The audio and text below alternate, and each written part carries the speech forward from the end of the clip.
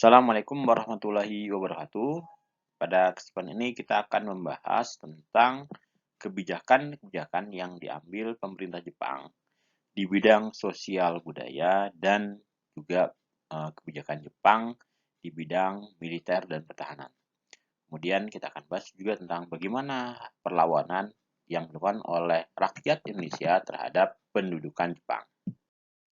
Kebijakan Jepang di bidang sosial budaya pada waktu itu Jepang membentuk Tonarigomi, Rumokyakai, Jugun Juanfu, kemudian sampai dengan membentuk sistem stratifikasi masyarakat yang baru. Tonarigomi itu merupakan kumpulan beberapa kepala-kepala keluarga. Sistem Tonarigomi sampai saat ini masih dikenal dengan sebutan RT maupun RW. Nah, tujuan dibentuknya Tonarigumi adalah membangun gerakan gotong royong dalam masyarakat. Nah, khususnya kalau untuk Jepang sebenarnya bisa digunakan untuk mempermudah pengawasan terhadap rakyat Indonesia karena dengan adanya RT dan RW mereka lebih mengenal warganya dibanding jika di level desa ataupun kelurahan. Selanjutnya, Jepang juga membentuk Rumokyakai. Rumokyakai merupakan panitia pengerah Romusa. Jadi, itu Jepang mengiming-imingi orang-orang yang mau bekerja sebagai Romusa. Nah, supaya mereka mau, maka kemudian dibuatlah lowongan siapa yang mau jadi prajurit ekonomi atau menjadi pahlawan pembangunan. Nah, pekerjaan mereka ternyata sangat-sangat berat. Nah, di materi sebelumnya saya sudah bahas dari sekitar 500.000 Romusa, kemudian yang tersisa hanya kurang dari 70.000. Nah, mereka dikirim ke berbagai wilayah selain di Indonesia, ada di Malaysia, Vietnam, dan juga Myanmar. Tidak hanya prianya, para wanita di daerah jajahan juga direkrut menjadi Jugun Yanfu. Jadi, pada awalnya, para wanita ini dijanjikan oleh Jepang untuk dijadikan sebagai guru atau perawat. Jadi, Jepang buka open recruitment, nah, siapa yang mau jadi guru atau perawat? Nah, ternyata dalam kenyataannya, mereka tidak menjadi guru atau perawat, malah dijadikan sebagai wanita penghibur bagi tentara Jepang. Nah, hal ini sudah barang tentu membuat hati para wanita ini menjadi kesal. Nah, tidak sedikit yang mereka mencoba untuk melarikan diri, akan tetapi Jepang bertindak dengan sangat tegas. Para Jugun Yanfu yang mencoba melarikan diri itu ditangkap, kemudian dipukuli, kemudian tidak jarang mereka pun dibunuh. Nah, dari data-data yang ada, itu jumlah Jugun Yanfu di seluruh wilayah pendudukan Jepang itu cukup banyak ternyata. Nah, itu kemudian mereka di sekitar tahun 2010 itu mereka mendapat ganti rugi sebagai bentuk permohonan maaf karena telah menjadikan mereka sebagai Jugun Yanfu. Berikutnya, pemerintah Jepang mendirikan pusat kebudayaan yang disebut dengan Keimin Bunka Shidoso. Nah, lembaga ini bertugas untuk mengawasi perkembangan kesenian bangsa Indonesia agar tetap mendukung upaya Jepang dalam memenangkan Perang Asia Pasifik. Jepang sadar bahwa untuk memenangkan peperangan butuh dukungan dari berbagai lini, termasuk dari lini kebudayaan. Nah, karya-karya sastra bangsa Indonesia yang dianggap mencurigakan dan bisa menumbuhkan nasionalisme itu tidak bakal diterbitkan. Nah, salah satunya adalah karya-karya Chairil Anwar. Nah, karena karya-karya Chairil Anwar ini kan seringkali menggambarkan nasionalisme. Nah, makanya kemudian karya-karya Chairil Anwar itu tidak terbit pada masa Jepang, tapi nanti baru setelah tahun 1945 banyak diterbitkan. Berikutnya, Jepang menghapus diskriminasi pendidikan. Kalau sebelumnya pada masa penjajahan Belanda, Belanda itu mengenal ada sekolah untuk anak-anak Eropa, sekolah untuk orang-orang timur asing, dan sekolah untuk pribumi, maka di masa Jepang itu semuanya dihapuskan. Nah, sistem pendidikannya adalah SD 6 tahun, SMP 3 tahun, dan SMA 3 tahun. Nah, di sekolah-sekolah tersebut diajarkan doktrin Hakko Ichiu yang isinya bahwa Jepang merupakan saudara tua yang menjadi pemimpin dari bangsa-bangsa Asia. Nah, kemudian Jepang juga mewajibkan upacara bendera sekali dalam seminggu. Nah, sistem pendidikan seperti SD, SMP, SMA, kemudian upacara itu sampai sekarang itu masih dilanjutkan. Jadi sistem itu merupakan salah satu sistem peninggalan dari pendudukan Jepang. Nah, samping itu Jepang juga membuka perguruan tinggi kedokteran atau Ika Daigaku dan perguruan tinggi teknik atau Kogyo Daigaku. Kemudian Jepang juga melakukan proses Japanisasi dalam masyarakat Indonesia. Nah, kemudian Jepang banyak yang diterapkan di Indonesia. Salah satu contohnya adalah Seikeirei, yaitu tradisi membungkuk setengah badan ke arah matahari terbit sebagai simbol penghormatan kepada dewa matahari atau Amaterasu Omikami. Jadi, dalam kepercayaan Jepang itu dianggap bahwa kaisar Jepang itu merupakan titisan dari dewa matahari. Makanya kemudian salah satu bentuk upaya Japanisasi adalah masyarakat Indonesia juga diwajibkan untuk melakukan tradisi Seikeirei. Nah, sudah barang tentu nanti hal ini menimbulkan konflik juga, banyak juga yang tidak sepaham dengan tradisi ini.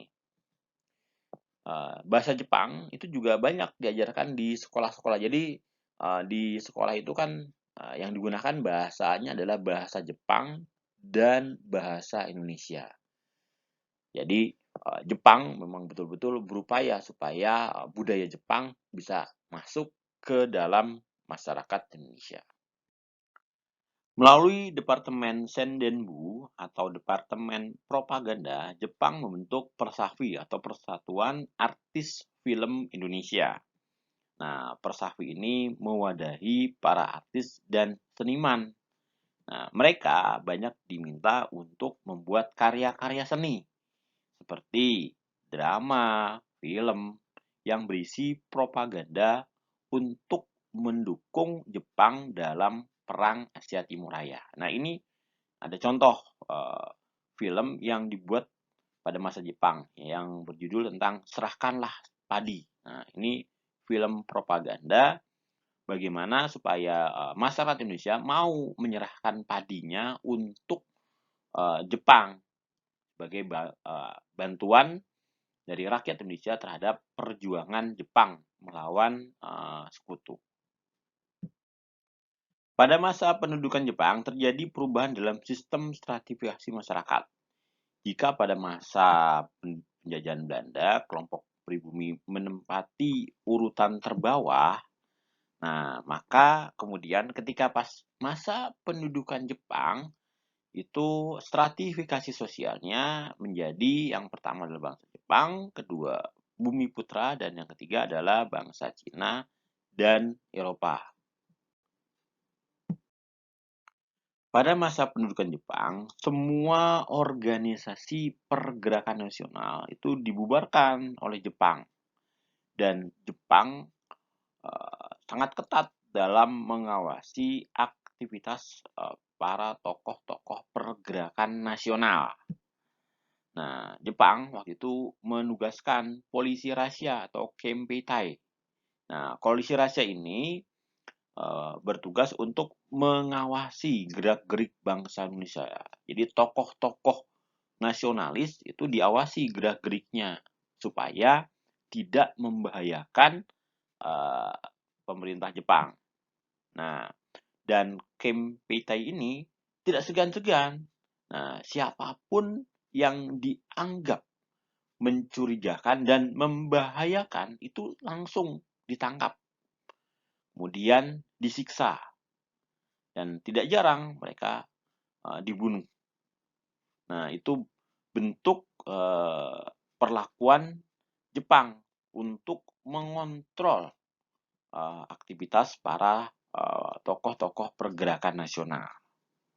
Nah, kemudian selain itu Jepang juga banyak membentuk organisasi di bidang pertahanan dan militer.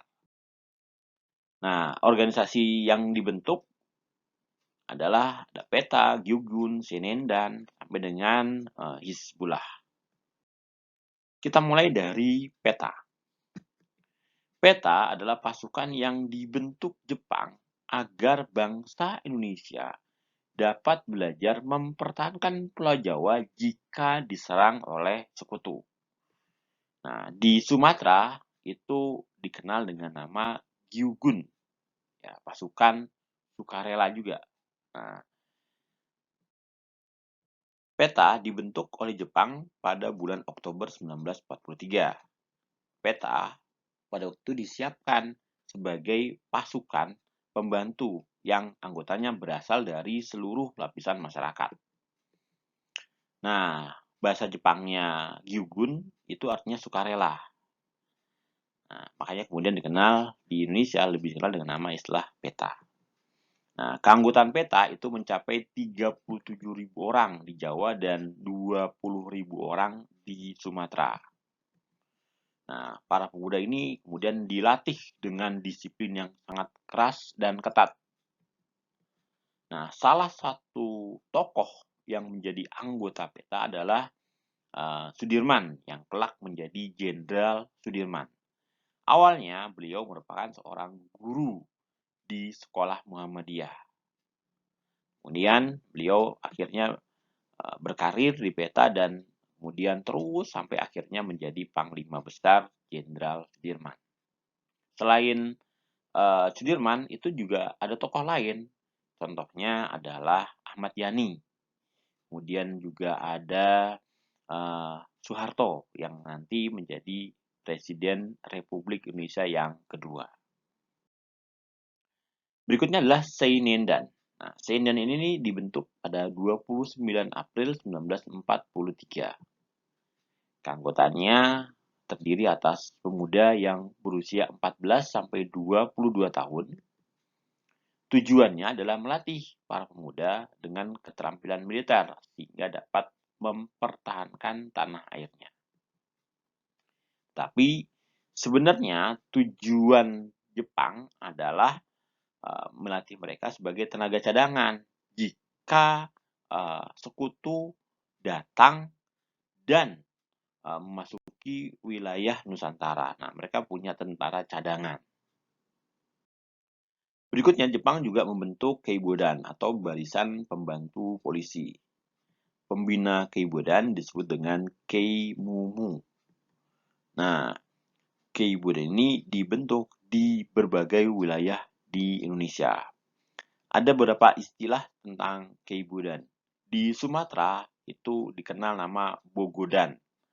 Di Kalimantan itu dikenal dengan nama Sameo Konen Hokokudan. Nah, itu sama, barisan pembantu polisi. Berikutnya adalah barisan pelopor. Nah, dibentuk 1 November 1944. Nah, diisi oleh tokoh-tokoh nasionalis seperti Soekarno, kemudian ada R.P. Suroso, ada Otto Iskandar-Dinata, dan Dr. Bundaran Marto Atmojo. Nah, itu adalah tokoh-tokoh yang menjadi pemimpin dari barisan pelopor. Nanti kemudian mereka merekrut anggota-anggotanya. Sama seperti PETA ataupun Heiho dan yang lainnya. Jadi direkrut untuk menjadi anggota barisan pelopor. Berikutnya adalah Fujinkai atau barisan wanita.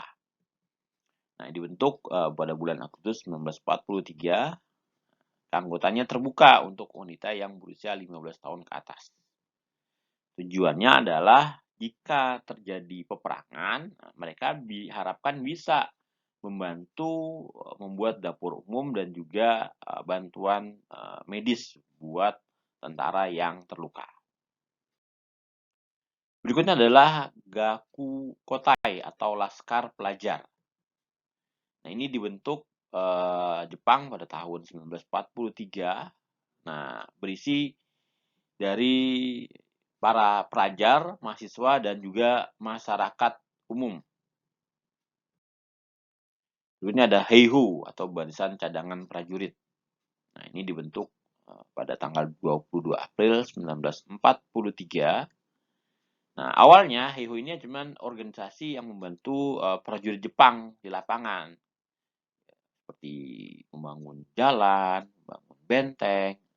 Tapi ketika kedudukan Jepang sudah semakin terdesak, nah, pasukan Heihu ini kemudian diterjunkan langsung ke medan perang. Seperti salah satunya mereka diterjunkan ke Myanmar. Berikutnya adalah Hizbullah. Nah, Hizbullah ini dibentuk pada 15 Desember 1944. Pusatnya di wilayah Cibarusa, Bogor, Jawa Barat.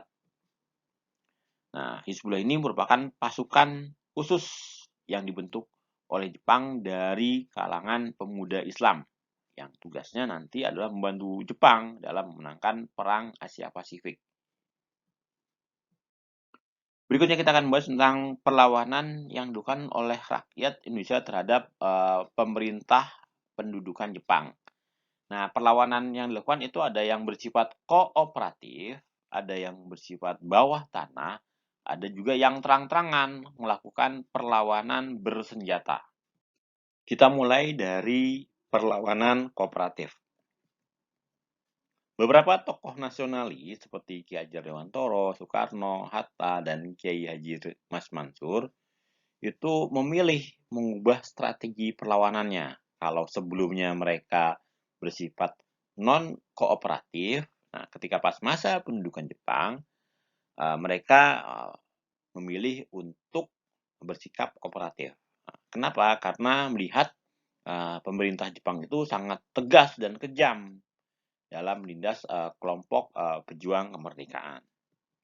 Nah, mereka berpikir apabila perjuangan tetap dilakukan secara non-kooperatif, nah nanti bisa jadi banyak pejuang kemerdekaan yang bakal gugur dan upaya untuk mencapai kemerdekaan bisa menjadi gagal. Nah, berikutnya adalah perlawanan bawah tanah.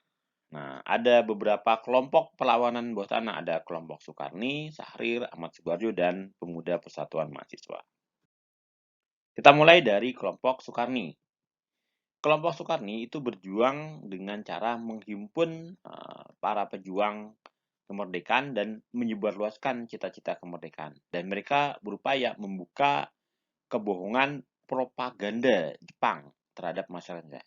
Jadi waktu itu kan Jepang banyak memberikan propaganda bahwa mereka adalah saudara tua yang mau membantu saudara muda untuk terlepas dari penjajahan bangsa Barat. Nah, makanya kemudian mereka bilang, sebenarnya mereka Jepang itu tidak seperti itu, mereka pengen menjajah Indonesia.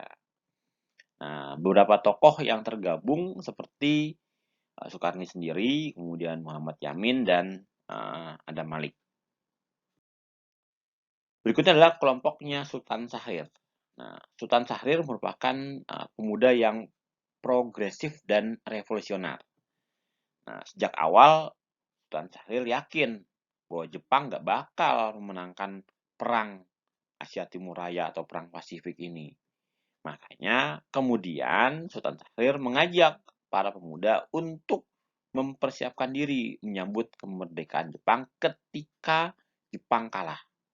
Nah, tidak heran nanti Sultan Syahrir itu menjadi orang pertama yang mendengar berita kekalahan Jepang. Nah, kemudian Sultan Syahrir membujuk para pemuda yang lainnya supaya membujuk Soekarno, Hatta untuk memproklamasikan kemerdekaan itu kelak. Jadi memang dari awal Sultan Syahrir sudah yakin bahwa Jepang nggak bakal memenangkan peperangan. Berikutnya kita akan bahas tentang kelompok Ahmad Subarjo. Nah, Ahmad Subarjo ini pada masa pendudukan Jepang sebagai kepala biro Kaigun Bukanfu. Jadi beliau bekerja di kantor penghubung Angkatan Laut. Nah, di sini beliau banyak sekali berhubungan dengan Laksamana Tadashi Maeda. Nah, Ahmad Subarjo itu membangun asrama Indonesia Merdeka dan menghimpun pemuda-pemuda Indonesia untuk belajar tentang nasionalisme dan kemerdekaan Indonesia.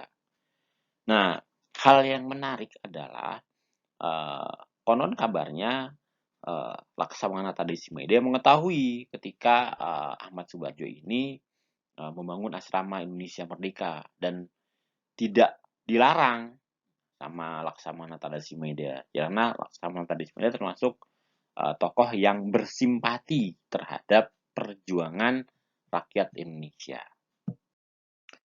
Nah, kelompok bawah tanah yang berikutnya adalah kelompok pemuda Persatuan Mahasiswa. Nah, kelompok pemuda Persatuan Mahasiswa ini merupakan gabungan dari kelompok pemuda IKD-GAKU dan Badan Perwakilan Pelajar Indonesia atau Baperindo. Nah, mereka merupakan kelompok terpelajar yang bisa membaca bahwa propaganda-propaganda yang dilakukan oleh Jepang itu ternyata tidak benar, sehingga mereka meyakini bahwa Jepang memang sebenarnya datang ke Indonesia bukan untuk membebaskan Indonesia dari penjajahan Barat, tetapi justru ingin menjajah Indonesia melalui propaganda-propaganda yang dilakukan. Berikutnya kita akan membahas tentang perlawanan bersenjata. Kita awali dari perlawanan rakyat di Sukamanah, Tasik. Nah, perlawanan ini dipimpin oleh Kiai Haji Zainal Mustafa dan terjadi pada bulan Februari 1944. Nah, awalnya itu para santri itu melakukan protes terhadap kewajiban melakukan Seikeirei yang tadi membungkuk ke arah timur untuk menghormati Dewa Matahari. Nah, tradisi Seikeirei ini dianggap syirik dalam agama Islam. Nah, di samping itu di daerah Tasik itu juga banyak masyarakat yang mengeluh karena kebijakan dari Romusa dan mereka kemudian berkeinginan untuk membebaskan penderitaan rakyat tersebut dengan cara melakukan perlawanan. Nah, akan tetapi perlawanan ini akhirnya bisa dikalahkan karena pasukan Jepang itu memiliki persenjataan yang lebih lengkap dan lebih banyak. Kiai Haji Zainal Mustafa sendiri itu kemudian ditangkap dan dihukum mati pada bulan Oktober 1944. Berikutnya adalah perlawanan rakyat Aceh di Chot Plieng. Nah, perlawanan ini diawali dengan tindakan semena-mena pemerintah Jepang dan juga menolak untuk melakukan tradisi Seikere karena dianggap bertentangan dengan ajaran agama Islam, dianggap syirik. Nah, kemudian tokoh yang menjadi pemimpinnya adalah Tengku Abdul Jalil. Nah, kemudian mulai angkat senjata memimpin perlawanan. Nah, dalam perlawanan tersebut, Jepang kemudian mencoba untuk mencari bagaimana sih keluarga Tengku Abdul Jalil. Tengku Abdul Jalil kemudian ternyata ditawan keluarganya, sehingga ketika pas dia keluar, kemudian Tengku Abdul Jalil ditembak oleh pasukan Jepang. Dan berakhirlah perlawanan rakyat di Chot Plieng. Berikutnya adalah perlawanan rakyat di Indramayu. Nah, perlawanan ini dipimpin oleh Haji Handrian pada bulan April 1944. Latar belakangnya, rakyat merasa keberatan terkait kewajiban menyerahkan hasil panen padi. Nah, waktu itu kan padi yang diserahkan itu jumlahnya kira-kira kalau buat rakyat pribumi itu 40%, nah yang buat Jepang 60%. Nah, sudah barang tentu berat buat rakyat. Nah, di samping itu juga kebijakan Romusa itu ternyata juga sangat-sangat berat kan, kerja sebagai Romusa itu sangat berat. Nah, sehingga akhirnya banyak rakyat yang menderita. Akhirnya dari Indramayu kemudian dilakukanlah perlawanan dan kemudian perlawanan ini menyebar ke beberapa daerah seperti Karangampel, Cidemper, dan Loh Bener. Nah, singkat cerita, perlawanan ini kemudian bisa dipatahkan oleh Jepang karena perlawanan ini tidak terorganisir dengan rapi, bersifat sporadis karena kan dilakukan oleh para petani. Nah, berikutnya adalah perlawanan Peta di Blitar. Tokoh yang menjadi pemimpin perlawanan Peta di Blitar adalah Supriyadi.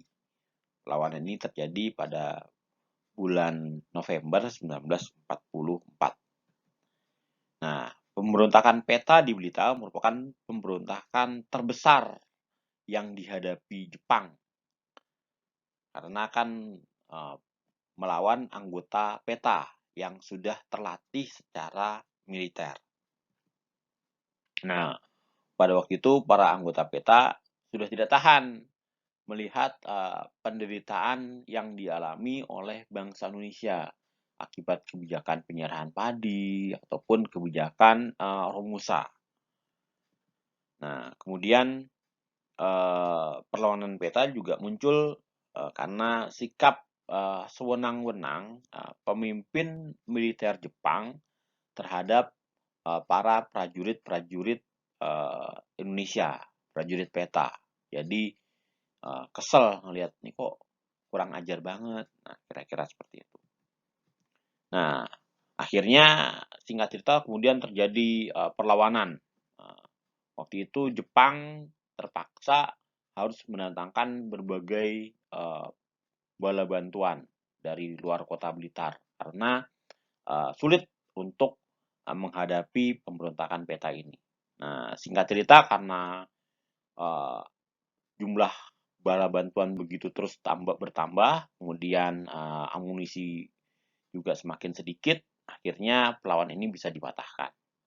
Tapi meskipun demikian, perlawanan Peta ini menumbuhkan percaya diri bahwa bangsa Indonesia itu sekarang sudah punya kemampuan yang cukup tinggi karena sudah dilatih melalui Peta sehingga bisa membuat perlawanan yang merepotkan bagi Jepang dan nanti menjadi bekal ketika pas proklamasi dan mempertahankan kemerdekaan.